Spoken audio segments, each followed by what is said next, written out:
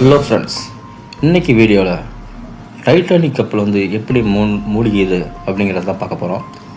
1912 ஒரு மூழ்காத கப்பல் எப்படி வந்து சில மணி நேரங்களில் வரலாற்றோட துக்க அடையாளமாக மாறியது, இந்த ஒரு மணி நேரத்தில் எப்படி அங்கிருந்து ஆயிரக்கணக்கான சிரிப்புகள், கனவுகள், பயம், அழுகை, நம்பிக்கை அனைத்தையும் கதை வடிவில் உங்களுக்கு நான் விளக்க போகிறேன்.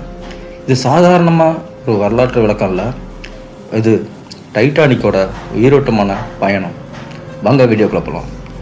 டைட்டானிக் உருவாகின தருணம், அதாவது 1907 இங்கிலாந்தின் வெயிட்டஸ்ட் லைன் நிறுவனம் ஒரு பெரும் கனவை அறிவித்தது.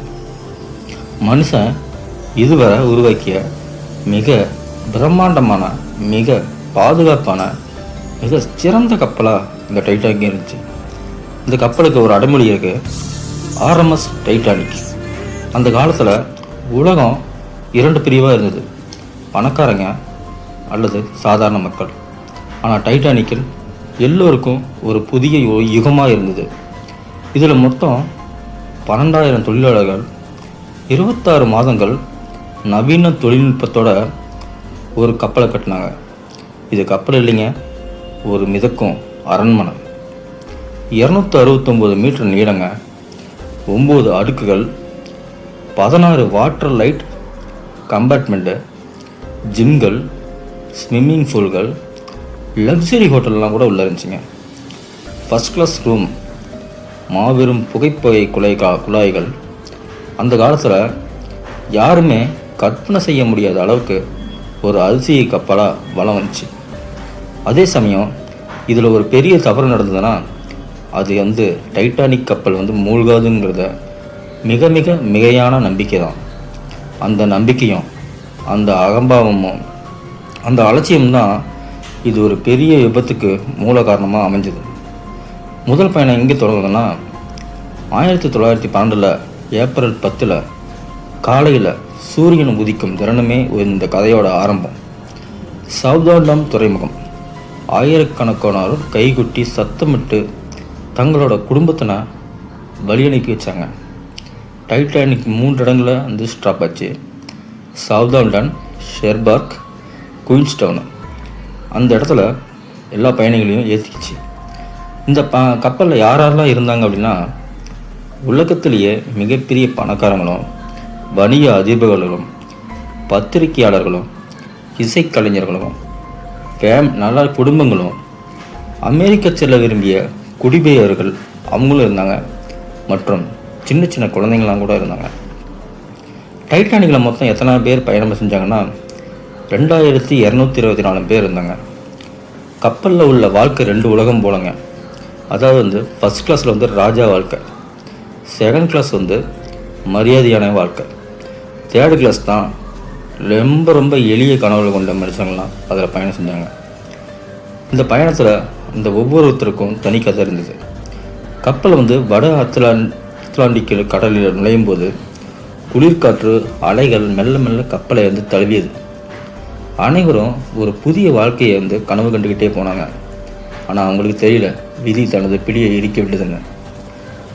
ஏப்ரல் 12-13 கப்பலில் வந்து ரேடியோவில் 6 முறை வந்து எச்சரிக்கை செய்தி வந்து வந்தது, ஐஸ்பெர்க்ஸ் அஹெட். ஆனால் இந்த செய்தி கப்பலோட கமாண்டர்கிட்ட சரியாக போய் சேரல. சில எச்சரிக்கைகள் வந்து அலட்சியப்படுத்திட்டாங்க. இது வந்து முக்கியம் இல்லைன்னு தள்ளி வச்சுட்டாங்க.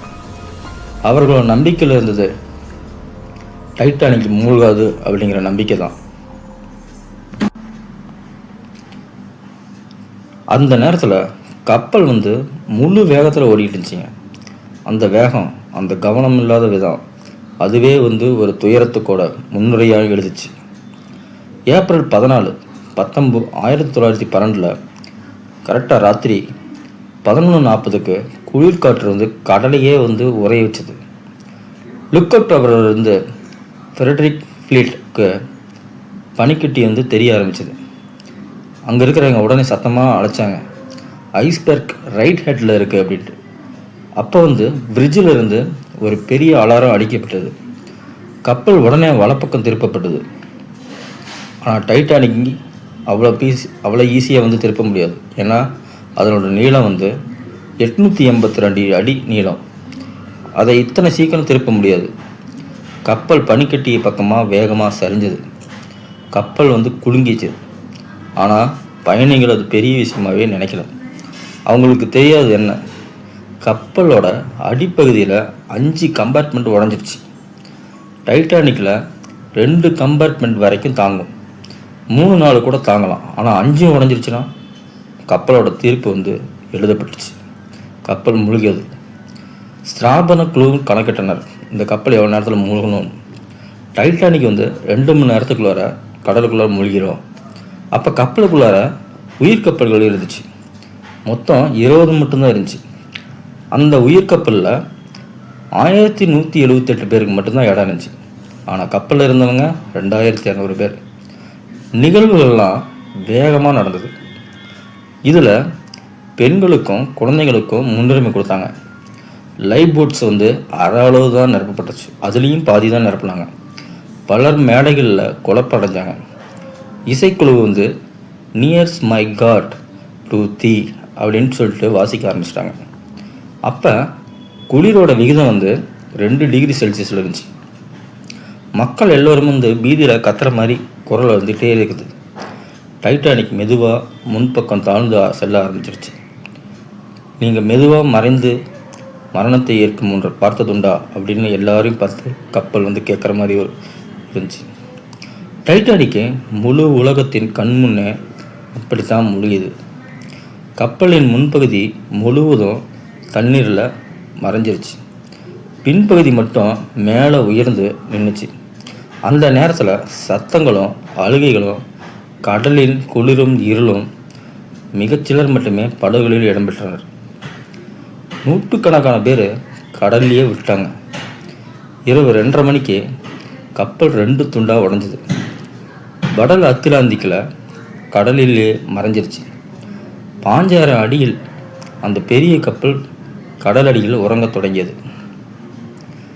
கார்பாத்தியா என்ற கப்பல் அடுத்த நாள் விடியகாலம் 4 மணிக்கு வந்துச்சு. இருள் விலகியது. குளிர் கடலில் மிதந்தது. அங்கே நிசப்தம் மட்டும்தான் நிலவியது. மொத்தம் அந்த கப்பலை காப்பாற்றப்பட்டவங்க 75 பேர். கப்பலில் இருந்து உயிரிழந்தவங்க 1517 பேர். இதில் குழந்தைங்களும் பெண்களும் பலரும் இழந்தவர்களும் உண்டு. இதில் வந்து 3rd கிளாஸ் பயணிகள் தான் மரண எண்ணிக்கை அதிகமாக இருந்துச்சு. உலகம் முழுவதும் அதிர்ச்சி அடைஞ்சது. செய்தித்தாள்கள் முழுவதும் மேலாண்மை அலட்சியம், உயிர்கப்பல்கள் குறைவு, படகுகள் அரை நிரப்புகள், இதை மையமாக வச்சு விவாதிக்க ஆரம்பிச்சிட்டாங்க. டைட்டானிக் வந்து விபத்துக்கு பிறகு உலகம் வந்து ரொம்ப மாறிடுச்சு. கடலில் பாதுகாப்பு சட்டங்கள் அதிகளவு இயற்றப்பட்டன. போதுமான உயிர்கப்பல்கள் கொண்டு வரப்பட்டன. ரேடியோ எச்சரிக்கை செய்திகள் மதிக்கப்பட்டன. ஐஸ் பெட்ரோல் அமைப்பு, கப்பல் வடிவமைப்பில் பெரும் மாற்றங்களும் கொண்டு வந்தாங்க. இது வந்து டைட்டானிக் உலகத்திற்கு ஒரு கல்லறையான பாடம். அகம்பாவம் கப்பலை மூழ்கடிக்கும்.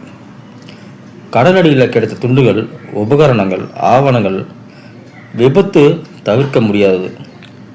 வேகமாக சென்றது முக்கிய தவறு. ரேடியோ ஊழியர்கள் ஓவர்லோடர் கொடுத்துட்டாங்க. ஐஸ் வார்னிங் தேவையான அளவுக்கு எடுத்துப்படவில்லை. ஃபஸ்ட் கிளாஸுக்கு தான் அதிக அளவு முன்னுரிமை கொடுத்தாங்க. இது பல கதைகள் உலகுக்கே தெரியாமல் போணுச்சு. டைட்டானிக் வந்து ஒரு கப்பல் இல்லைங்க, மனித கதைகளின் கல்லறை. டைட்டானிக்கின் மூழ்கியது ஒரு விபத்து மட்டும் அல்ல, அது ஒரு பாடம். பெருமை மரணத்துக்கு வழிகாட்டும், ஆனால் மனிதரின் மனசாட்சி உலகை காப்பாற்றும்.